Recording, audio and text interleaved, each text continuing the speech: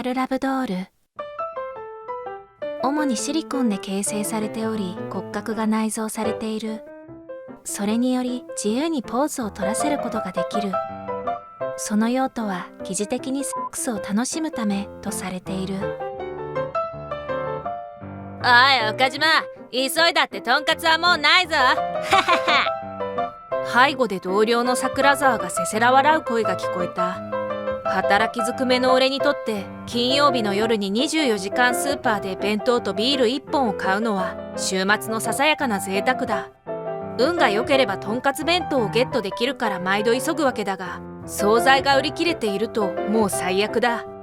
大学芋を酒のつまみにした夜は、こんな会社絶対やめてやると世界を罵ったものだった。借金さえなければいつだってやめてやるつもりだ。借金さえなければな。47歳独身男。家庭もなく持ち家もない俺が借金まみれってどうなのよ。それこそ桜沢なんぞは結婚して子供が2人もいる。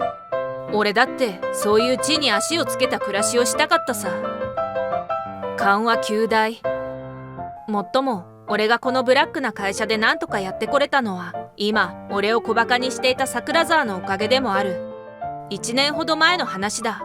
その頃失敗したプロジェクトの責任の詰め腹を切らされそうになっていた俺は鬱の一歩手前だった。失敗の原因であるパワハラ上司の暴言にさらされ、廃人同然で自分のデスクに戻ったら、戯れに桜沢が俺のパソコンに画像を送ってきたのだ。モニターに映っていたのは柔らかそうな方、少し厚い唇、女性の顔の一部とおぼしき写真だ。岡島、癒しが欲しいならぜひ慰められること間違いなし。風俗のコピペとかそんなものだろうと思った。無論それは奴のジョークだったに違いない。イライラしながらふざけるのもいい加減にしろと返信をしようとしたタイミングで2枚目が送られてきた。そして俺はその写真に目が釘付けになったのである。やばい、ドストライク。それは衝撃的な出会いだった。47歳にして初めて俺は一目惚れをしたのだ。ただし相手はラブドールではあったが、その日から寝ても覚めても彼女のことを考えた。冷静に考えれば47歳でラブドールとはキモい。かなりキモい。客観的にありえないほどキモい。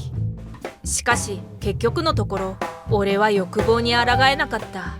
なぜならそれが完璧な美だったからだ。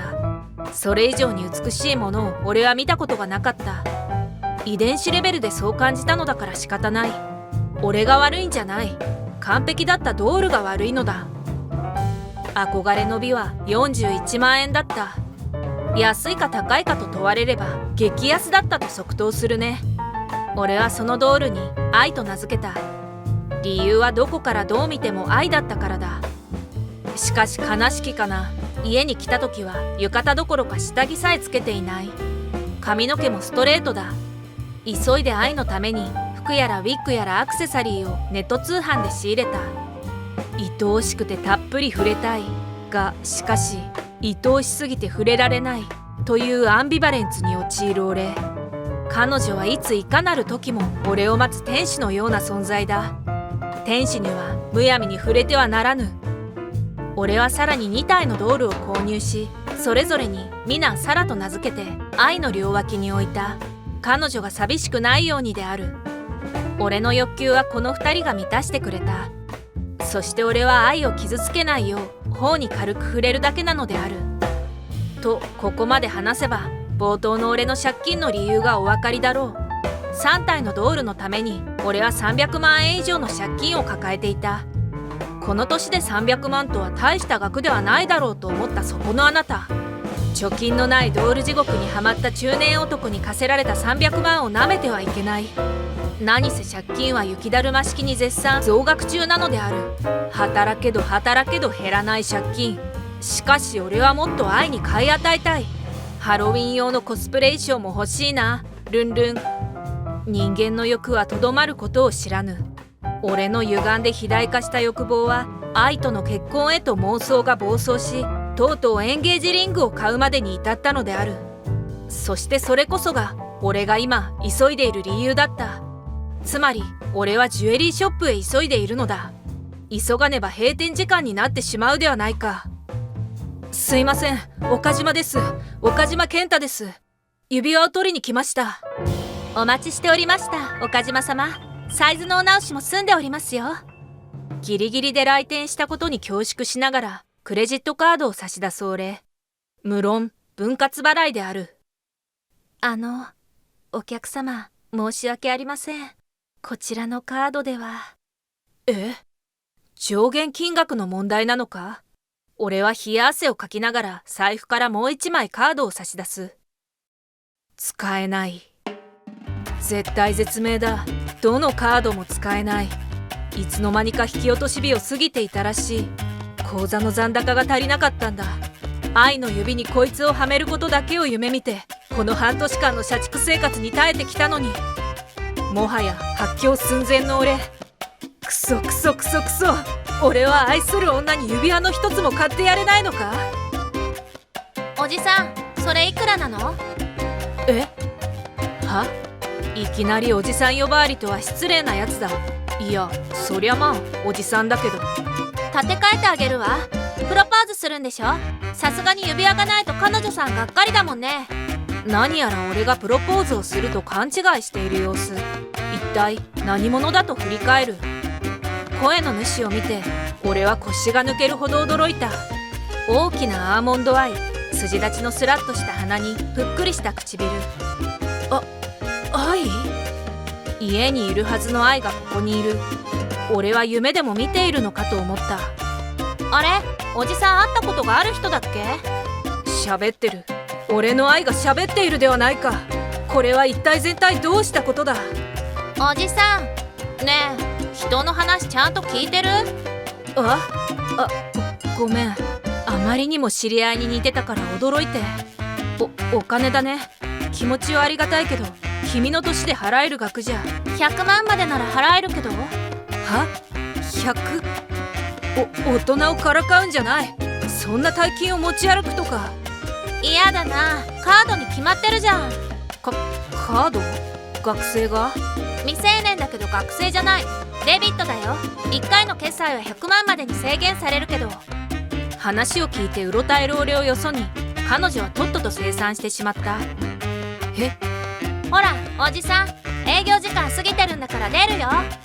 へなへなしている俺の腕を掴んで、彼女は俺を店の外に連れ出した。深々とお辞儀の店員。いつもありがとうございます、ジンベ様。またのご来店をお待ちしております。どうやら常連らしい。未成年でジュエリーショップの常連とはどこの資産家の娘だ？急がなくていいの？プロポーズ。大丈夫。そっか。で？いや、お金は何としてでも返済しますので、親戚中から借金をしてでも今週中には。名刺を差し出しつつどもりながら言う俺を見て彼女が笑った。ウケる。何親戚中って。おじさん、そんなにお金ないの？ない。見栄を張っても仕方ないので俺は正直に答えた。指輪の代金は60万円。前金で10万を払っていたので残金は50万円だった。俺にとっては大金だが、集めて集まらない額ではない。親に泣きついてミナとサラを里子に出してと金策に思いを巡らせていると、面倒そうに彼女が言った。いいよ別に、いつでも。いや50万だぞ。それよりどうして私の名前が愛だって分かったの？やだ、そんなに驚くことないでしょ。私、神戸愛って言うんだけど、どこかで会ったことあったっけ？いや、多分ないと思う。その割には私の容姿に驚いてるよね。なんというか、彼女の目は可逆者のように怪しく光っている。いや、ほら、ただより怖いものはないって言うし。まあここで立ち話もなんだからどこかに行こっか。どこへ？まさかこのまま怖い事務所に拉致されるなんてことは。この時間だからファミレスくらいしか空いてないね。大丈夫だよ、おごってあげる。おじさん、お金持ってなさそうだし。もはや俺のプライドはズタズタである。屈託があるのかないのかわからない笑顔で彼女は俺の手を引いた。ピザ食べよう。あとパスタも。声が大きかったと思ったのか、言った直後に彼女が舌を出した。ごめんなさい。久しぶりにリアルで人と話せて嬉しかったから。女が笑う。愛と同じ顔をしているのに、愛よりも表情が豊かだ。特にエクボ。これは愛にはできない芸当だ。生身の人間なのだから当たり前なのだが、ずっとドールと暮らしてきた俺には新鮮だった。しかし、リアルで人と話せて、とは何ぞや。運ばれてきたピザを頬張りながら彼女が言った。おじさんさ、家に大きな人形とかある人？はあ？これ、声が大きいよ。すいません。こいつは超能力者か何かか？いや、もしや桜沢からの刺客？これは最初から全部仕組まれていて、俺はまんまと奴の策略に。聞いてる？はい。多分、それ、私がモデルのやつ。え？知ってる？最近のラブドールって、実在のモデルから作られるんだよ。そうなの？そういえば、セクシー女優をモデルにしたドールとかあったよな。はい、正解。今の返事じゃ持ってないとは言えないよね。策略家は目の前にいたか。でも、どうして名前が愛なの？そりゃ、愛にしか見えなかったから。何それ？おじさん超能力者？いや、本当に、最初に見た瞬間に愛だって。急におとなしくなる彼女。あれ？何かまずいこと言った？私に似たそのラブドール、可愛がってる？もちろんだ。いや、指一本触れていない。断じて触れていない。もちろん着替えさせるときは少しだけ触れてしまうけど、決してよこしまな行為は。じゃあ、なんで買ったのよ？そりゃ、美しかったから。見るだけで癒されるんだ。ブラック勤めで精神的にボロボロになって帰宅する俺を、彼女は優しい笑みで毎日迎えてくれるんだ。こんな天使、他にいるか？この指輪だって彼女のために。俺は一体何を力説しているのだ？いや、普通に考えてキモいだろ、これ。ラブドールに指輪とか超ウケる。そもそも見てるだけならラブドールの意味ないじゃん。声が大きい。ラグドールはいいよね。猫のラグドール。毛並みが綺麗だし、高貴なお顔立ちとか。注目にあたふたとする俺を見て、彼女がケタケタと笑った。おじさん、ありがとう。私に似た愛ちゃんを大事に扱ってくれて、すごく嬉しい。言いながら愛は、その大きな瞳からポロポロと涙をこぼした。待て。俺、何か悪いことした？ひとしきり泣いて落ち着いてから彼女の身の上話を聞いた。中学生の時に読者モデルとしてスカウトされたこと。そこそこの人気モデルになったこと。その流れで高校生になると芸能プロダクションに入ったこと。一度だけよくわからないままにラブドールのモデルをしたこと。洗剤に写真が使われたことで周囲にバレてしまったこと。高校在学中だったので問題ありだと事務所が摘発を受けたこと。学校を自主退学させられたこと。そして友達が誰もいなくなってしまったこと。家族ともギスギスしてしまい家を飛び出してしまったこと。すべてを失った彼女が行き着いたのはアプリのライブ配信で、これが当たって今に至るという。一晩で100万は余裕。いや、世の中間違ってるぞ。俺のような真っ当な人間が汗水流して働いて借金だらけなのに、こんな小娘だが可愛いからいいのか？そういうことは誰にも彼にも言うもんじゃないよ。世の中悪人は意外といるんだよ。お金目当てで君に近づく人だって。先生みたいでウケます。でもまあわかるかな。私普通って感覚がおかしくなってると思う。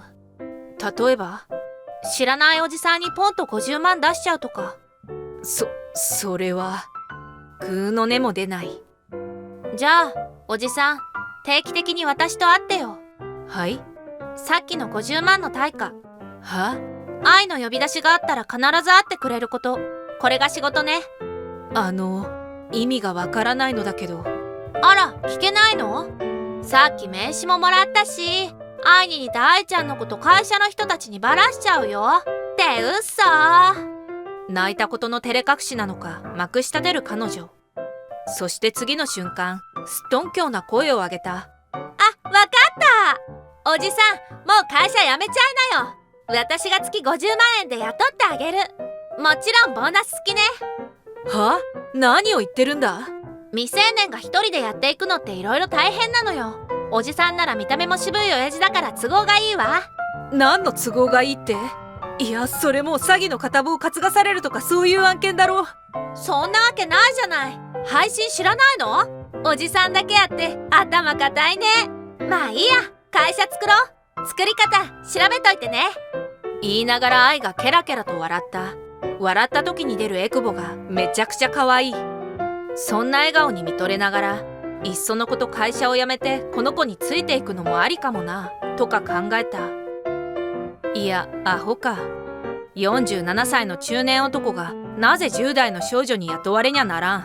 そんなことより俺は家に帰って愛に指輪をはめてあげなくちゃいけないんだ。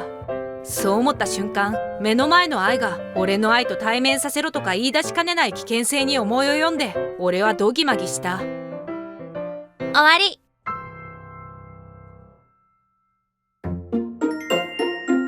ご視聴ありがとうございました。次のお話でまたお会いしましょう。チャンネル登録もよろしくお願いします。